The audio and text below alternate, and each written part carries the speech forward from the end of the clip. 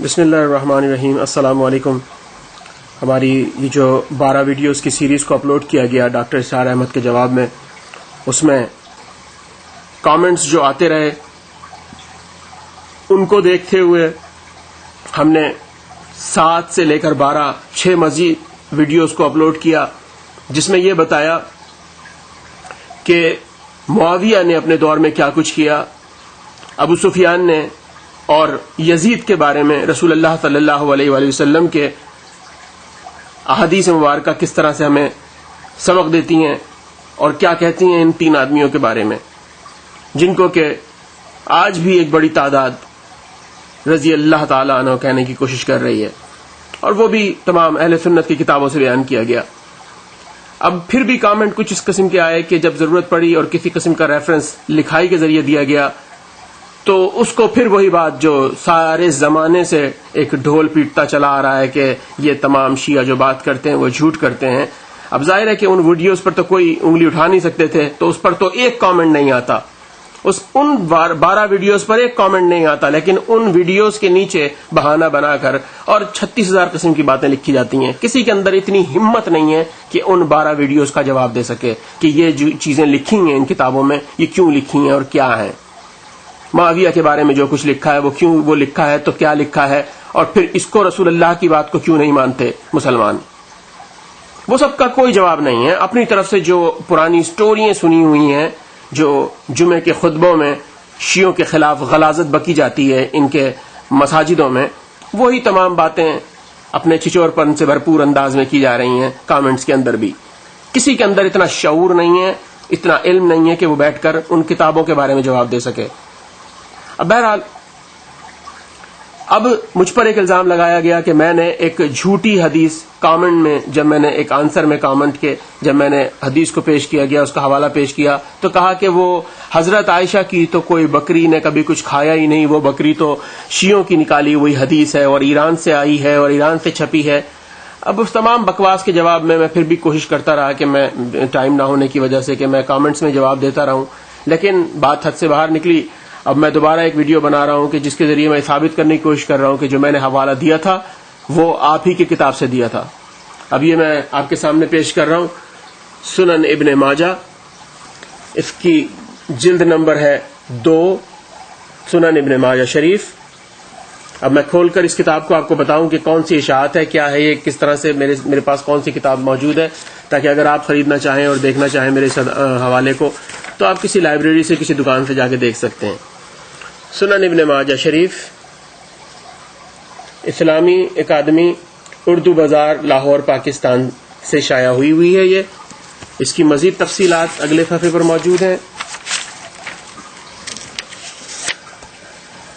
یہ دیکھ لیجئے. نام کتاب سنن ابن ماجہ، اور پھر اس کے ساتھ اسی طرح سے اسلامی اکیڈمی لاہور، عرفان افضل پرنٹنگ پریس لاہور، یہ جو چھپی ہے.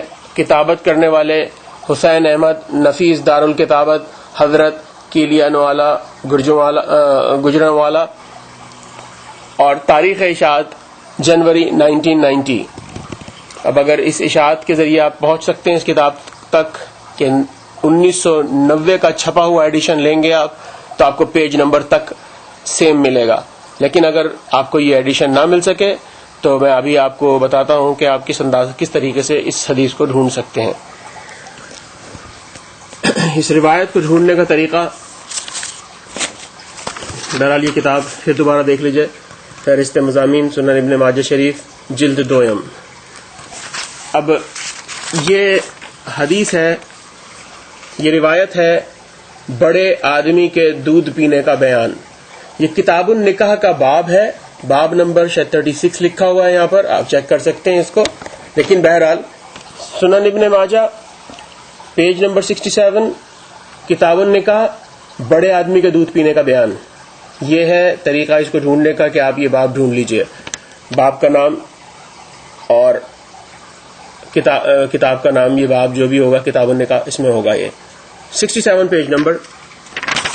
اس کی دوسری ہی حدیث ہے، یہ دوسری ہی روایت ہے اس کی. یہ دیکھیے، ام المومنین عائشہ سے روایت ہے، رجم کی آیت اتری اور بڑے آدمی کو 10 بار دودھ پلا دینے کی، اور یہ دونوں آیتیں ایک کاغذ پر لکھی تھیں میرے تخت کے تلے جب حضرت صلی اللہ علیہ وآلہ وسلم کی وفات ہوئی اور ہم آپ کی وفات میں مشغول تھے، تو گھر کی پلی ہوئی بکری آئی اور وہ کاغذ کھا گئی.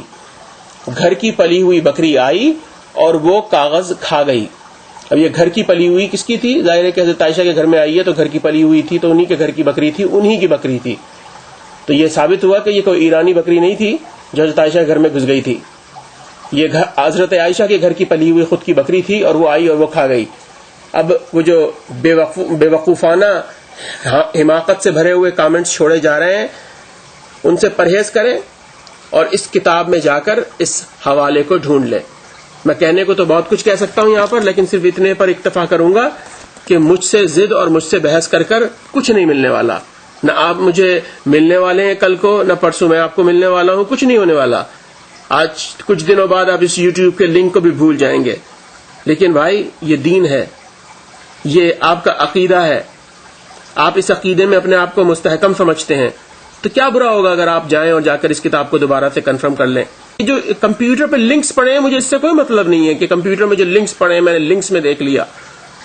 جائیں پھر لنکس میں ہی زندگی تلاش کریں اور اپنی آپ جو قیامت کے دن آپ کو جب سوال و جواب ہو تو وہاں پہ لنک پیسٹ کیجئے گا پھر بیٹھ کے. آپ سے کتاب ہارڈ کاپی جو کتاب ہے اس کی بات کر رہا ہوں میں، جو آپ کے پاکستان، انڈیا، ہر جگہ مل جائے گی. آپ وہاں جائیے اور اپنے حجت کو تمام کیجئے اور ان چیزوں کو دیکھیے. میں نے آپ سے صرف 2 جملوں کی زحمت دوں گا آپ کو. دیکھیں، شیعت کے بارے میں آپ کے خیالات بہت ہی غلط ہیں. آپ سمجھتے ہیں کہ شیعت ایک بالکل ہی غلط عقیدہ ہے، ان کا دین سے کوئی تعلق نہیں ہے، اور جو کچھ بھی آپ بالکل اسی چیز پر قائم و دائم رہیں. کوئی نہیں کہہ رہا آپ سے کہ آپ ہٹ جائیں اور آپ شیعہ کو بس ہماری طرح سمجھنے لگیں، جیسے ہم سمجھ رہے ہیں، جیسے ہم آپ کو بتائیں. نہیں، کچھ بھی نہیں. آپ جیسے ہیں ویسے ہی رہیں. حضرت علی علیہ السلام کے بارے میں ہم جو فضائل سمجھتے ہیں، آپ کو ان سے اگری کرنے کی کوئی ضرورت ہی نہیں ہے. آپ جو حضرت علی کو رضی اللہ کہتے ہیں، کرم اللہ، آپ جو کہتے ہیں وہ کہتے رہیں.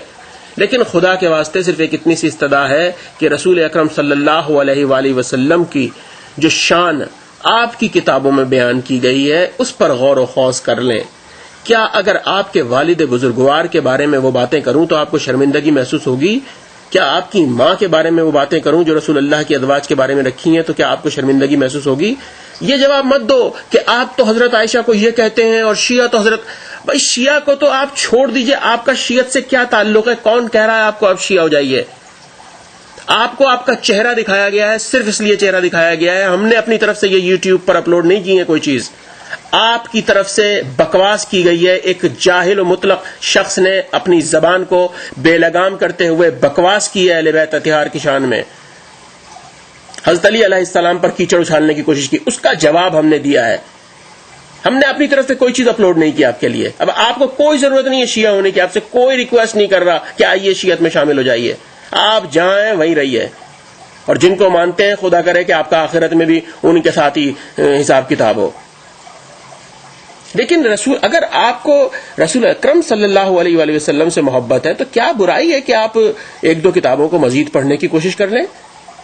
اگر آپ کو اپنے عقیدے کی باتیں جو آپ کی ہیں وہی آپ کو ملتی ہیں آگے پڑھنے کے باوجود بھی، تو یقین جانیں آپ کا عقیدہ ہی مستحکم ہوگا، آپ کا ایمان اور مضبوط ہو جائے گا. لیکن اگر کہیں کوئی سوال جھول نظر آتا ہے، آپ کو لگتا ہے کہ یار یہ بات تو میری ماں کے بارے میں لکھی ہوتی تو مجھے یقین نہ آتا، مجھے غصہ آ جاتا، یار یہ بات تو میرے باپ کے بارے میں بھی لکھی ہوتی تو مجھے غصہ آ جاتا. اور یقین کیجئے ان 12 ویڈیوز میں ابھی کچھ بھی نہیں بھیجا میں نے خیال کیا، کوشش کی ہے کہ کسی طرح سے دل آزاری نہ ہو جائے. ہمارا مطلب صرف نکل جائے کہ ہم جو چاہ رہے ہیں، جو بتانا چاہ رہے ہیں کہ یہ تمام روایات بھی ان کتابوں میں موجود ہیں، یہ کیوں نہیں پڑھی جاتی. لیکن دشمنی ہے اہل بیت، دشمنی ہے علی اولاد علی میں. اسرار احمد نے بکواس کی، وہ بکواس جو کی، بہرحال وہ ہمیں اس بات سے مطلب نہیں ہے. وہ اسرار احمد کو ایک عالم دین شیعہ نے چیلنج کیا ہوا ہے، صاف طور سے انہوں نے بیان کیا ہے کہ سورہ احزاب پہلے آئی ہے اور سورہ نساء جس آیت پر اسرار نے بکواس کی ہے وہ آیت بعد میں آئی ہے. جب سورہ احزاب میں رسول اللہ صلی اللہ علیہ وسلم کی اہل بیت کو پاک و طاہر کر دیا گیا، بقول آپ کے کر دیا گیا، تو پھر اب وہ 4 سال بعد دوبارہ نجاست سے کیسے قریب ہو گئے؟ خیر آپ کا عقیدہ تو یہاں پر یہ ہے کہ رسول اللہ کو حضرت جبرائیل آ کر آپریشن کر کے گئے تھے، بخاری شریف میں سرجری کی گئی تھی